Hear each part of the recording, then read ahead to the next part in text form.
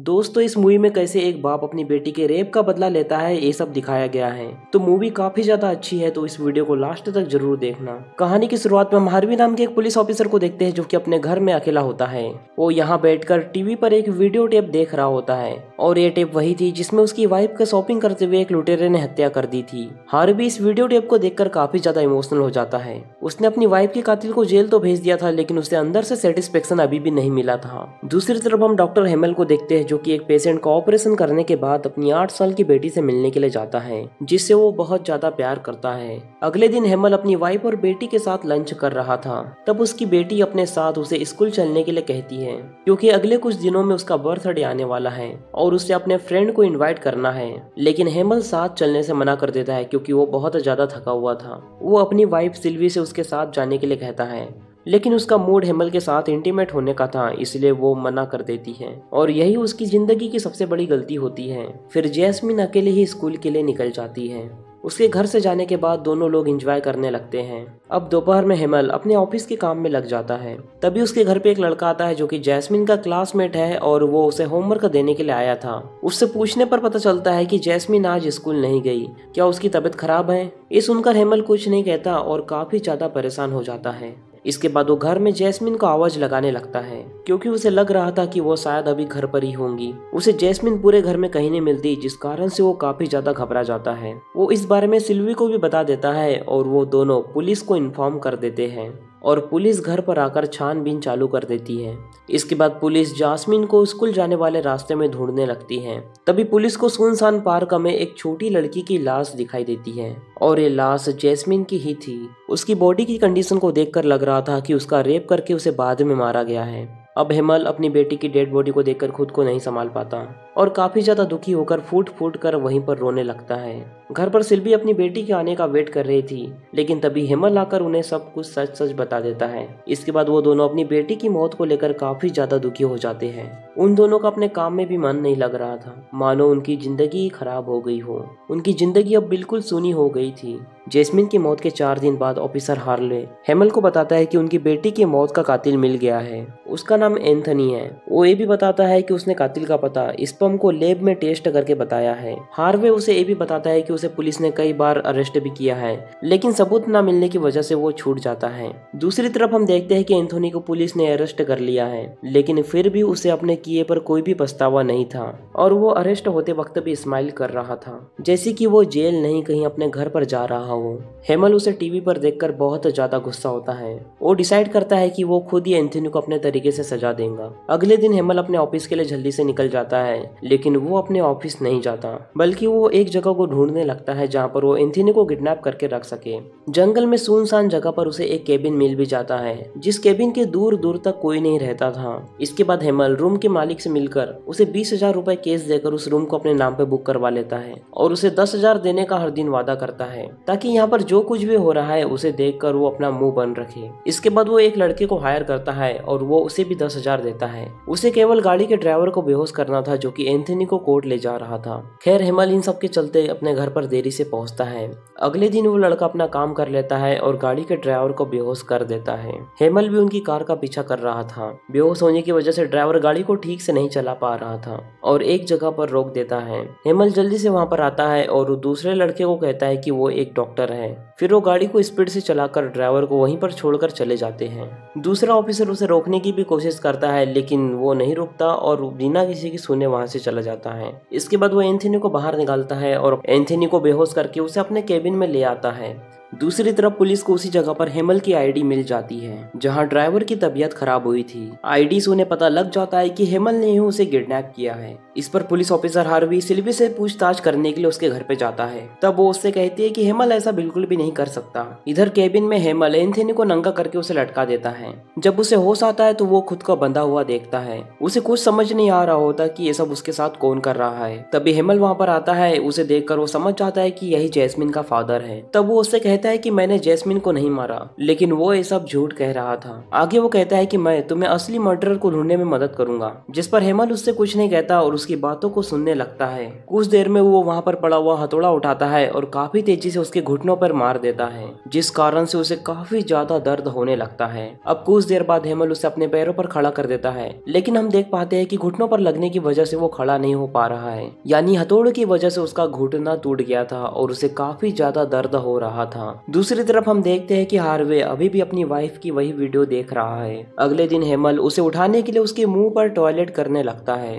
तभी एंथनी उसे काफी ज्यादा गाली देने लगता है। इसके बाद हेमल उसके टूटे हुए घुटने को जोर से दबाने लगता है और उसके मुंह पर काफी ज्यादा जोर से लात मारता है। खैर इधर स्टेशन में हेमल की लोकेशन के बारे में पुलिस को कुछ भी पता नहीं चला था। इधर हेमल केबिन के बाहर आता है तो उसे हिरन की डेड बॉडी दिखाई देती है, जिसके टुकड़े कर वो एंथनी को खाने के लिए दे देता है। अब बहुत जोर से भूख लगने की वजह से एंथनी उन्हीं टुकड़ों को खाने लगता है। अब हेमल टीवी पर न्यूज देखने लगता है जिसमें उसी की बात चल रही थी, लेकिन उस न्यूज से उसे कुछ भी फर्क नहीं पड़ता और वो टीवी को बंद कर देता है। अब हेमल सिल्वी को कॉल करता है और उसे बताता है कि उसने कल रात एंथनी का घुटना तोड़ दिया। इसी बीच हम देखते हैं कि उन दोनों की बातें पुलिस भी सुन रही थी, क्योंकि उन्होंने सिल्वी का फोन टेप करके रखा था। हेमल सिल्वी से पूछता है कि आगे उसके साथ क्या करना है, जिस पर उसकी वाइफ उसे ये सब बंद करने के लिए और उसे घर आने के लिए कहती है। अब हार्वी उसे समझाता है और उसे कहता है कि तुम्हें ऐसा नहीं करना चाहिए। फिर वो अपनी वाइफ की स्टोरी भी उसे बताने लगता है, जिसके बाद उसने अपनी वाइफ की कातिल को पकड़कर जेल में डाल दिया था। इसके बाद हेमल उसे कहता है कि अगले फ्राइडे उसकी बेटी का बर्थडे है, तभी वो एंथनी को मारकर पुलिस के सामने सरेंडर कर देगा। इसके बाद हेमल हार्वे से कहता है कि क्या तुम अभी खुश हो, क्योंकि भले तुम्हारी वाइफ का कातिल जेल में हो लेकिन अभी भी वो जिंदा है। पुलिस उसकी फोन को ट्रेस करने की भी कोशिश करती है लेकिन वो नहीं कर पाते। अब रात में हेमल उसे काफी ज्यादा टॉर्चर करके शूट करने की कोशिश करता है, लेकिन वो ऐसा नहीं कर पाता। अगले दिन ऑफिसर सिल्वी के घर पर कई जगह माइक फिट कर देते हैं, जिससे वो जल्दी से हेमल को ढूंढ पाए। जेल के बाहर वाले वीडियो को देखकर पुलिस उस लड़के तक पहुंच जाती है जिसने ड्राइवर को बेहोश किया था, जो पुलिस को सब कुछ सच सच बता देता है। इसके बाद पुलिस हेमल के साथी डॉक्टर को पूछताछ के लिए बुलाती है। इसके बाद वो बताता है कि पिछले कुछ दिनों से हेमल जल्दी में ऑफिस आता था, लेकिन उसे नहीं लगता कि हेमल ऐसा कुछ कर सकता है। रात के टाइम एंथनी अपना गुनाह मान लेता है और उसे बताता है कि हाँ, उसी ने तुम्हारी बेटी को मारा था, जिस बात के लिए वो उससे माफी भी मांगता है। लेकिन ये सुनकर और भी ज्यादा हेमल को गुस्सा आता है और वो उसे बांधकर काफी ज्यादा चेन से पीटने लगता है। चेन से मारने की वजह से उसकी स्किन भी फटने लगती है, तभी वो पीटने की वजह से वहीं पर बेहोश हो जाता है। लेकिन हेमल अभी भी नहीं रुकता और उसे लगातार मार रहा होता है। इधर स्टेशन में हार्वी अपनी टीम के साथ हेमल को ढूंढने की पूरी कोशिश कर रहा था कि वो इस टाइम कहां पर है। खैर सुबह में हेमल को एंथनी की कंडीशन बहुत ज्यादा खराब दिखती है, जिस वजह से वो उसका कुछ ट्रीटमेंट भी कर देता है। अब केबिन के बाहर आकर वो मरे हुए हिरन को लेकर पास ही के तालाब में छोड़ देता है, ताकि कोई बदबू की वजह से यहाँ पर ना पहुँच पाए। रात में हेमल टीवी पर अपनी वाइफ का इंटरव्यू देखता है, जिसमें वो मानती है कि उसका हस्बैंड अब पागल हो गया है, और इस बात को सुनकर हेमल फोन करके उसे डांटने लगता है। इसके बाद उन दोनों में काफी ज्यादा बहस हो जाती है और वो दोनों ही अपना फोन तोड़ देते हैं। अब हेमल एंथनी के पास आता है और उसे अपनी एक दवा दिखाता है, जिससे उसकी बॉडी कुछ टाइम के लिए पैरालाइज्ड हो जाएंगी। एंथनी ये सब देखकर रोने लगता है, लेकिन हेमल उसकी नहीं सुनता और उसे डोज दे देता है। अब हेमल उसका ऑपरेशन करने की सोचता है, इसलिए वो उसका पेट चीर कर उसकी आंतें बाहर निकाल लेता है, जिससे अब वो केवल लिक्विड टाइप की वस्तुओं से ही जिंदा रह पाएगा। इसके बाद बहुत टॉर्चर के बाद एंथनी उससे कहता है कि जो भी तुम्हें करना है अभी एक साथ कर लो, और अपने आप पर ही गुस्सा होता है कि क्यों उस दिन वो अपनी बेटी के साथ नहीं गया। रात में एंथनी सबको सच सच बताने लगता है कि उसने उसकी बेटियों के साथ ही नहीं बल्कि एक दो लड़कियों का रेप करके उन्हें मारा है। वो आगे बताता है कि सभी लड़कियों में से उसे केवल जैस्मिन ही पसंद आई। ये सुनकर हेमल एंथनी को मारने की कोशिश करने लगता है, लेकिन बाद में उसे छोड़ देता है। अब रात में हेमल हार्वे के पास फोन करता है और उसे 3 लड़कियों के बारे में बता देता है जिनको कि एंथनी ने मारा था। इसी बीच पुलिस उसका लोकेशन टेप कर लेते हैं, और जब पुलिस उस जगह पर पहुंचती है तो उन्हें लैपटॉप के सिवा और कुछ भी दिखाई नहीं देता।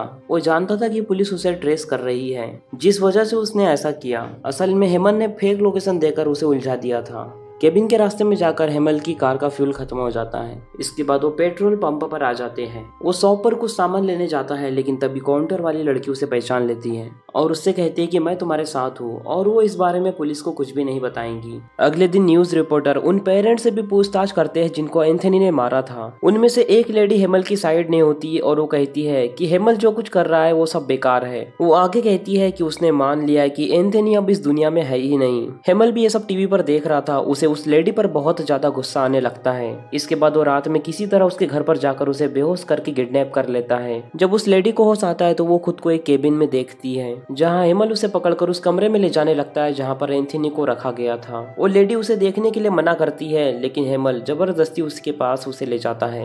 फिर हम देखते हैं कि हेमल ने एंथनी का प्राइवेट पार्ट भी काट दिया था। अब हेमल उस लेडी को एक हथौड़ा देता है और एंथनी को मारने के लिए कहता है। इसके बाद हेमल उस लेडी को एंथनी के साथ अकेला रूम में छोड़कर कुछ टाइम के लिए बाहर चला जाता है। रात में वो लेडी हेमल से कहती है कि वो एंथनी के साथ ठीक नहीं कर रहा। उसे लगता है कि अब उसने अपनी बेटी को दोबारा मार दिया है। वो लेडी उससे कहती है कि तुम जितनी बार उसे टॉर्चर करोगे उतनी बार तुम्हारी बेटी मरेंगी। इसके बाद वो उसे एक सुनसान जगह पर ले जाकर छोड़ देता है। केबिन की तरफ आते वक्त हेमल अपनी कार को जंगल की तरफ छोड़ देता है। केबिन में वापस आने पर हेमल एंथनी को फिर से मारने की कोशिश करता है, लेकिन इस टाइम वो केवल जिंदा लाश था। इसके बाद वो गुस्से में आकर केबिन का ही सामान तोड़ने लगता है। दूसरी तरफ उस लेडी को होश आ जाता है और वो लिफ्ट लेकर पुलिस स्टेशन तक पहुंच जाती है, जहां वो पुलिस ऑफिसर को बता देती है कि उसकी केबिन एक बड़े तालाब के पास है। अब हार्वी सभी पुलिस ऑफिसर को बोल देता है कि इस एरिया में जितने भी बड़े तालाब है उन सभी को छानबीन करो। एंथनी को किडनैप करे हेमल को लगभग 7 दिन हो जाते हैं। सुबह में हेमल को अपनी बेटी दिखाई देती है, जिसके बाद वो उसे नहलाने लगता है और उसकी बॉडी पर लगे ब्लड को साफ करने लगता है। इसके बाद वो अपनी बेटी का हाथ पकड़कर रोने लगता है।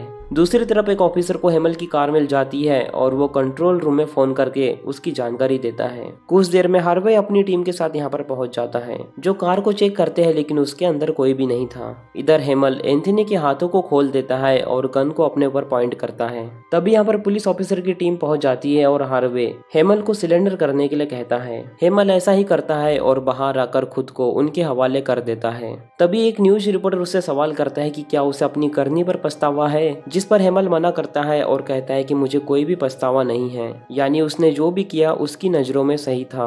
खैर, इसी के साथ ये मूवी यहीं पर खत्म हो जाती है। तो दोस्तों, अगर आपको इस मूवी की एक्सप्लेनेशन पसंद आई हो तो इस वीडियो को लाइक और चैनल को सब्सक्राइब कर दीजिए। बाकी मैं मिलूंगा आपसे न्यू वीडियो में, तब तक के लिए love you, take care, bye bye.